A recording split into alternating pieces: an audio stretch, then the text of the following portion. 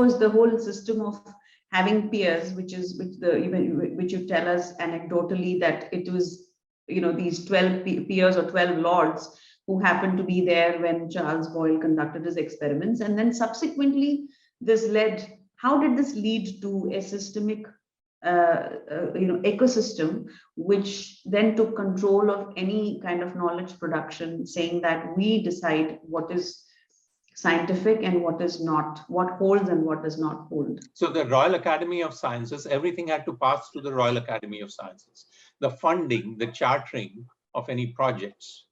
Okay, it's a combination of how the projects are, any scientific exploration is funded, right? The printing press helped a lot, right? Yeah, the printing press, by the way, was one of the key technologies that helped the Protestants inside the war also, right? As in pamphlets were printed? Do you mean pamphlet? Yeah, that's right. That's right. In fact, Gutenberg, the interesting story, I mentioned it somewhere. Gutenberg came up with this printing press, and it was very expensive. The only way he could make a business case, quote unquote, for it was if he had volumes to print. Right. Okay. So the biggest thing that volumes they could print was either the Bible or the Quran. So he went to the Holy Roman Church, right? And they wanted to control who could read the Bible. Okay, they wanted their priests, their padres to read the Bible, not everyone else, right? Okay.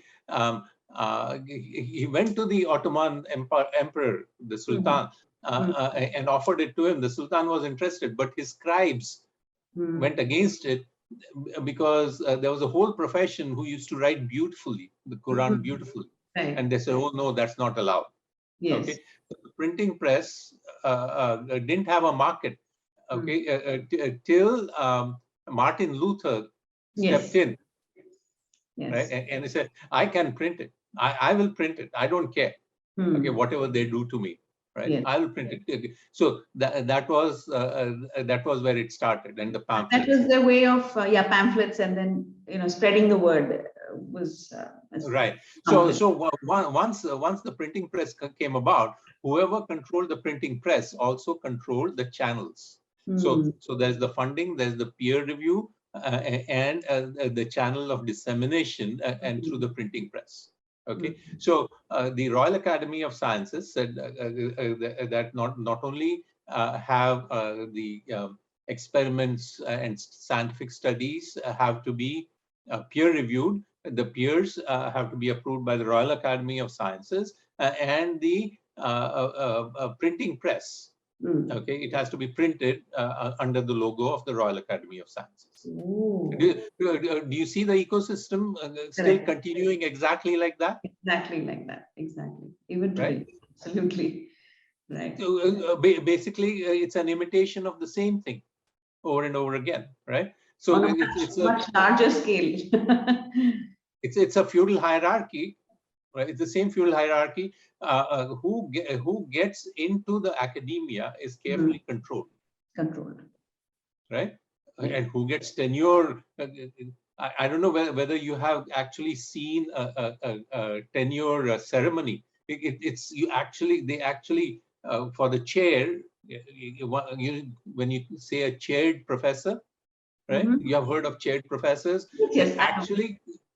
It's like a throne. They put him up on the throne with the robes, and right? It's a feudal ceremony. I haven't seen the ceremony, but I do know that getting tenure is like the biggest for every professor in academia, any academic. It's like it's like the holy grail. Right. So tenure is one thing, and then there's a chaired professorship. When you say chaired professor, right? So that's the highest level one can reach. Yeah. True. And that's where this whole trope, it's their tropes, right? Right. Please remember to subscribe to us and switch on the notifications for this channel. For our other social media links, more content, and to support our work, please visit citti.net. Dhanyavad. Namaskar.